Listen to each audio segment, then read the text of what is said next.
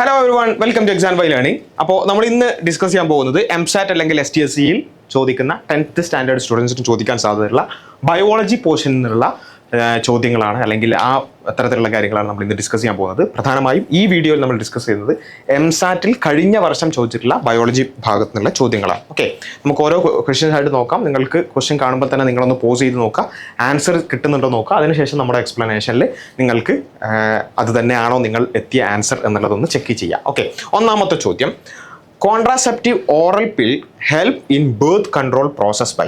നമ്മൾ contraceptive oral pills കഴിക്കും അല്ലേ, ഗുളികകൾ കഴിക്കും.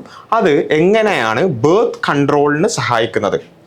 Preventing ovulation, killing the ova, killing the sperms, forming barriers between sperm and ova. നമുക്കറിയാം എന്താണ് ഓറൽ പിൽസ് ചെയ്യുന്നത്. അത് കുറച്ച് ഹോർമോണൽ വേരിയേഷൻസും അത്തരത്തിലുള്ള പ്രശ്നങ്ങളൊക്കെ ഉണ്ടാക്കിയിട്ട് ഓവുലേഷൻ തടയുക എന്നുള്ളതാണ് ആര് ചെയ്യുന്നത്?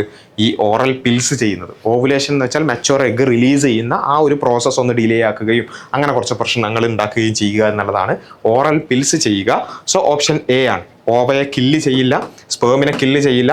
ബാരിയർ മെത്തേഡ് വേറെ ഉണ്ട് അല്ലേ, ബാരിയർ മെത്തേഡ്സ്, കോൺട്രാസെപ്റ്റീവിനുള്ള ബാരിയർ മെത്തേഡ്സ് വേറെ ഉണ്ട്. പക്ഷേ ഓറൽ പിൽസ് ചെയ്യുന്നത് പ്രിവെൻറ്റിങ് ഓവുലേഷനാണ്. ഓവുലേഷനെ പ്രിവെൻറ്റ് ചെയ്യുക എന്നുള്ളതാണ് ഓറൽ പിൽസ് ചെയ്യുക. Most of the carbon dioxide in the blood is carried in the form of. നമുക്കറിയാം ബ്ലഡാണ് ഓക്സിജനെ ലങ്സിൽ നിന്നും പിന്നെ ഹാർട്ടിലേക്കും, ഹാർട്ടിൽ നിന്ന് പിന്നെ പമ്പ് ചെയ്ത് ഡിഫറെൻറ്റ് പാർട്ട് ഓഫ് ദ ബോഡിയിലേക്കും ഓക്സിജനെ കൊണ്ടുപോകുന്നത് ആരാണ്?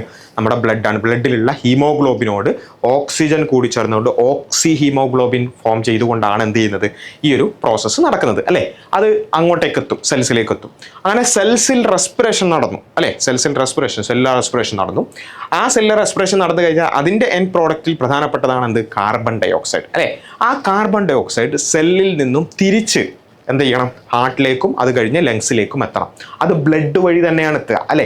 ബ്ലഡ് വഴി എങ്ങനെയാണ് എത്തുക? നമുക്കറിയാം ഹീമോഗ്ലോബിനുമായിട്ട് ചേരുന്ന പരിപാടിയുണ്ട്. അതെങ്ങനെയാണ്? ഹീമോഗ്ലോബിനുമായിട്ട് ചേർന്ന് കാർബൺ ഡൈ ഓക്സൈഡ് ചേർന്നിട്ട് എന്തുണ്ടാവും? കാർബോക്സി ഹീമോഗ്ലോബിൻ അല്ല, കാർബമിനോ ഹീമോഗ്ലോബിൻ. കാർബോക്സി ഹീമോഗ്ലോബിൻ നമ്മുടെ കാർബൺ മോണോക്സൈഡിൻ്റെതാണ്. അത് വേറെ കാര്യം, അതൊക്കെ ഓൾറെഡി അറിയാമെന്ന് വിചാരിക്കുന്നു. അത്തരത്തിലുള്ള കാര്യങ്ങളൊക്കെ മനസ്സിലാക്കി വെക്കണം കേട്ടോ. അപ്പോൾ കാർബമിനോ ഹീമോഗ്ലോബിൻ ഫോം ചെയ്യും എന്നുള്ളത് നമുക്കറിയാം. പക്ഷേ ആ കാർബമിനോ ഹീമോഗ്ലോബിൻ വഴിയാണോ ഏറ്റവും കൂടുതൽ കാർബൺ ഡൈ ഓക്സൈഡ് എത്തുന്നത്? അല്ല. ഏറ്റവും കൂടുതൽ കാർബൺ ഡൈ ഓക്സൈഡ് എത്തുന്നത് ബൈകാർബണേറ്റ്സ് ഫോം ചെയ്തുകൊണ്ടാണ്. ഓക്കെ, ബൈകാർബണേറ്റ്സ് ഫോം ചെയ്തുകൊണ്ടാണ് ഏറ്റവും കൂടുതൽ കാർബൺ ഡൈ ഓക്സൈഡ് ബ്ലഡിലൂടെ ട്രാൻസ്പോർട്ട് ചെയ്യപ്പെടുന്നത്. അതിനുശേഷം കാർബമിനോ ഹീമോഗ്ലോബിൻ കുറച്ച് ഫോം ചെയ്യുന്നുണ്ട്. അതേപോലെ തന്നെ ഡിസോൾവ് കാർബൺ ഡൈ ഓക്സൈഡ് ആയിട്ടും എന്ത് ചെയ്യുന്നുണ്ട്? വരുന്നുണ്ട്. അപ്പോൾ ഏറ്റവും കൂടുതലായിട്ടുള്ളതാണ് ഇവിടെ ചോദിച്ചിട്ടുള്ളത്. Most of the carbon dioxide, most ആണ് ചോദിച്ചിട്ടുള്ളത് എന്നുള്ളത് കൊണ്ട് എന്താണ്? ബൈകാർബണേറ്റ്സ് ആണ്. ഏതൊക്കെ രൂപത്തിലാവാം എന്ന് ചോദിച്ചാൽ കാർബമിനോ ഹീമോഗ്ലോബിനും ഡിസോൾഡ് കാർബൺ ഡൈ ഓക്സൈഡ് ഒക്കെ അതിൻ്റെ എക്സാമ്പിളാണ്. ഓക്കെ, അപ്പം ഇതാണ് അതിൻ്റെ ആൻസർ എന്ന option B is the correct answer. ആ 3 വഴിയും നമ്മൾ മനസ്സിലാക്കണം. അതിൽ ഏറ്റവും കൂടുതൽ ബൈകാർബണേറ്റ്സ് ആണ് എന്നുള്ളത് കൂടി മനസ്സിലാക്കുക. Next one, read the following statement carefully. ഓരോന്ന് നമുക്ക് നോക്കാം. Energy transfer in the biotic world always proceeds from the autotrophs. ഓട്ടോട്രോഫ്സിൽ നിന്നാണ് ഈ പറഞ്ഞ ബയോട്ടിക് വേൾഡിൽ, ലിവിങ് വേൾഡിൽ ഈ പറഞ്ഞ എനർജി ട്രാൻസ്ഫർ പ്രൊസീഡ് ചെയ്യുന്നത് തുടങ്ങുന്നത് ഓട്ടോട്രോഫ്സിൽ നിന്നാണെന്നുള്ളതാണ് പറഞ്ഞിട്ടുള്ളത്. നമുക്കറിയാം ഓട്ടോട്രോഫ്സ് തന്നെയല്ലേ, കാരണം ഓട്ടോട്രോഫ്സ് ആണ് ബയോട്ടിക് വേൾഡിൽ ആദ്യമായി ആ ഒരു എനർജി ട്രാൻസ്ഫർ തുടങ്ങുന്നത്. ബയോട്ടിക് വേൾഡ് എന്ന് പ്രത്യേകം പറഞ്ഞിട്ടില്ല എന്നുണ്ടെങ്കിൽ സണ്ണിൽ നിന്നാണെന്നൊക്കെ നമുക്ക് പറയായിരുന്നു. ഇതിപ്പം ബയോട്ടിക് വേൾഡ് ആണ്. അപ്പോൾ ഓട്ടോട്രോഫ്സ് ആണ് എന്ത് ചെയ്യുന്നത്? ആദ്യമായി ഫോട്ടോസിന്തസിസ് നടത്തി അത് തുടങ്ങുന്നത് എന്നുള്ളത് ശരിയായ ഒരു കാര്യം തന്നെയാണ് അല്ലേ, അത് ശരിയാണ്. Okay, energy flow is unidirectional. Energy flow യൂണി ഡയറക്ഷനിലാണ്, അതും ശരിയാണ് അല്ലേ. നമുക്കറിയാം 10% ലോ ഒക്കെ വെച്ച് നമുക്കറിയാം. പിന്നെ ആ പ്രൊഡ്യൂസേഴ്സ്, അത് കഴിഞ്ഞ് പ്രൈമറി കൺസ്യൂമേഴ്സ്, സെക്കൻഡറി കൺസ്യൂമേഴ്സ്, അങ്ങനെ യൂണി ഡയറക്ഷനിലായിട്ട് തന്നെയാണ് പോകുന്നത്. Energy availability is maximum at the tertiary level. അതായത് നമുക്കറിയാം പ്രൊഡ്യൂസേഴ്സ് ഉണ്ട്, അത് കഴിഞ്ഞ് primary consumers, secondary consumers, tertiary consumers എന്നൊക്കെ പറഞ്ഞിട്ട് ഈ ടേഴ്ഷ്യറി കൺസ്യൂമർ ലെവലിലാണ് എനർജി ലെവൽ ഏറ്റവും മാക്സിമം, എനർജി അവൈലബിലിറ്റി മാക്സിമം എന്നാണ് പറഞ്ഞിട്ടുള്ളത്. അങ്ങനെയല്ല, നമ്മൾ പഠിച്ചിട്ടുണ്ട് പ്രൊഡ്യൂസേഴ്സിൽ നിന്നും അടുത്തതിലേക്ക് പോകുമ്പോൾ 10% കുറയും, അതിൽ നിന്നും പിന്നെ സെക്കൻഡറി കൺസ്യൂമറിലേക്ക് പോകുമ്പോൾ വീണ്ടും 10% കുറയും. അങ്ങനെ കുറഞ്ഞു വരികയാണ് ചെയ്യുക അല്ലേ. Higher the trophic level energy availability കുറഞ്ഞു വരികയാണ് ചെയ്യുക. ഏറ്റവും കൂടുതൽ എവിടെ തന്നെയാണ്? ഈ പ്രൊഡ്യൂസേഴ്സിൽ തന്നെയാണ്.